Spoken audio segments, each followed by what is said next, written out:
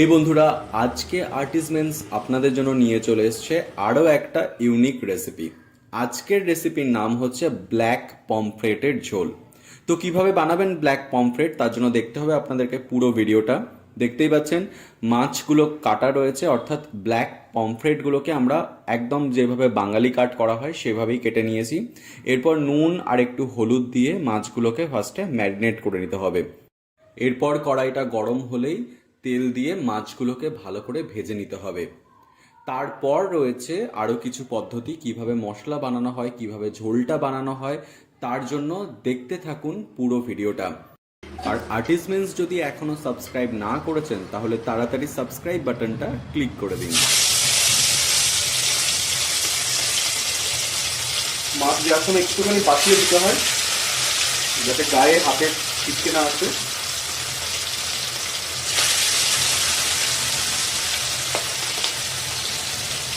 Side দিয়ে আস্তে আস্তে করে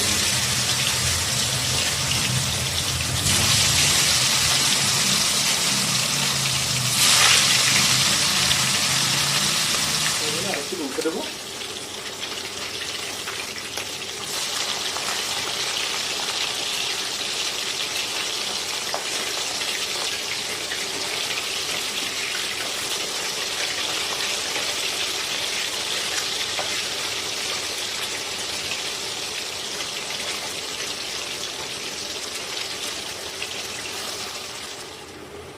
মাছটা ভাজা হয়ে গিয়েছে, আমি তুলে নেব।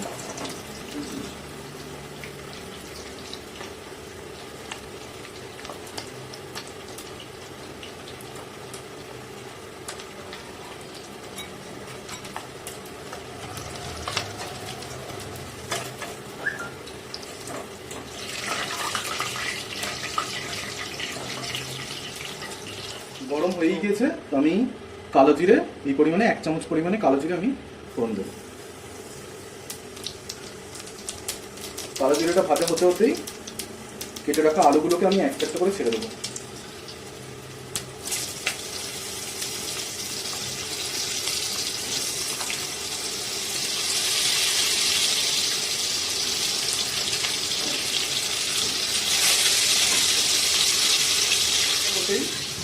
আমার কাছে শুকনো লঙ্কা রয়েছে, এই কাঁচা লঙ্কা রয়েছে, ফেলে দেওয়া 4টে কাঁচা লঙ্কা আমি দিয়ে দিলাম।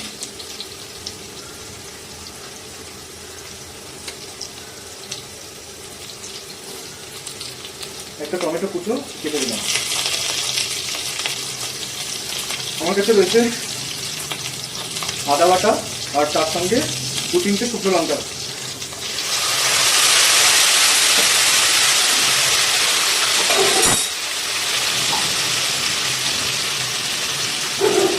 পরিমাণ মতন হলুদ, 1 চামচ জিরে গুঁড়ো, রং সুন্দর হওয়ার জন্য লঙ্কা গুঁড়ো।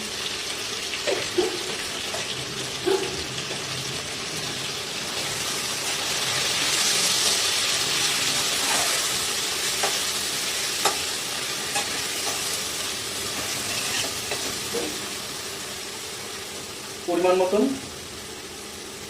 নুন দিয়ে দিলাম।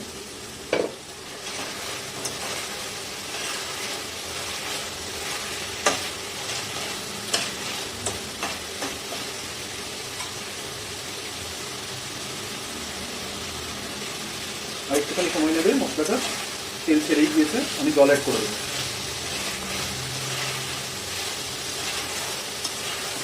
তেলও ছেড়ে গেছে, আমি জল অ্যাড করে দেবো পরিমাণ মতন।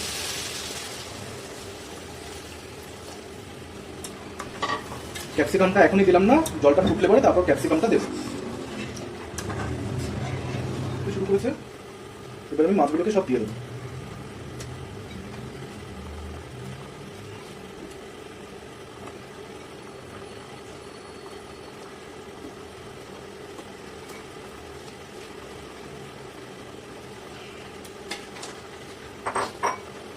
তারপরে ক্যাপসিকামগুলোকেও দিন।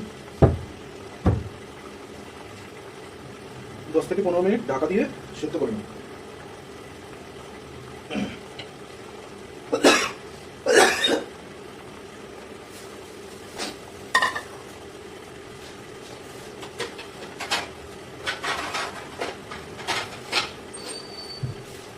দিয়ে রান্না করে নেব।